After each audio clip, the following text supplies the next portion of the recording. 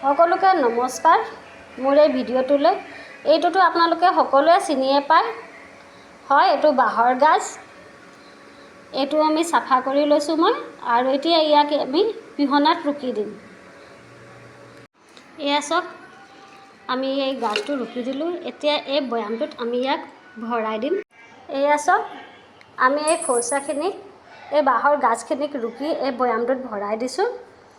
এইটোতো খৰিচা টেঙা হৈ যায়, এইটো টেঙা হয়। কেইবাদিনো থোৱাৰ পিছত এনেকৈ টেঙা হৈ যায়। ইয়াত আমি একো দিয়া নাই, তেল নিমখ একোৱেই দিয়া নাই, বা জলকীয়া নহৰু। কাৰণ এই পানীটো যিটো টেঙা হৈ যায় কেইবাদিনো থোৱাৰ পিছত, এই পানীটো বহুতো দৰৱৰ কাম কৰে। এইটো বাৰিষা ছিজনত প্ৰত্যেকৰে ঘৰতে বিচা বহুত হয়।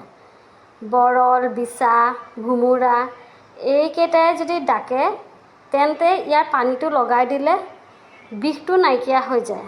ফুলাটো অলপ থাকে, কিন্তু যদি সৰহকৈ বৰলে কামোৰে তেতিয়াহ'লে আকৌ ডক্তৰৰ ওচৰলৈ যোৱাহে ভাল। দুটা এটাই কামুৰিলে এয়া পানী লগাই দিলে হৈ যায়। আৰু বিচাৰ ক্ষেত্ৰতো এইটো বহুতেই ভাল।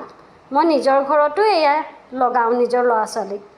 যদি আপোনালোকক এই ভিডিঅ'টি ভাল লাগে তেন্তে লাইক, কমেণ্ট আৰু শ্বেয়াৰ, ছাবস্ক্ৰাইব কৰিব। নমস্কাৰ।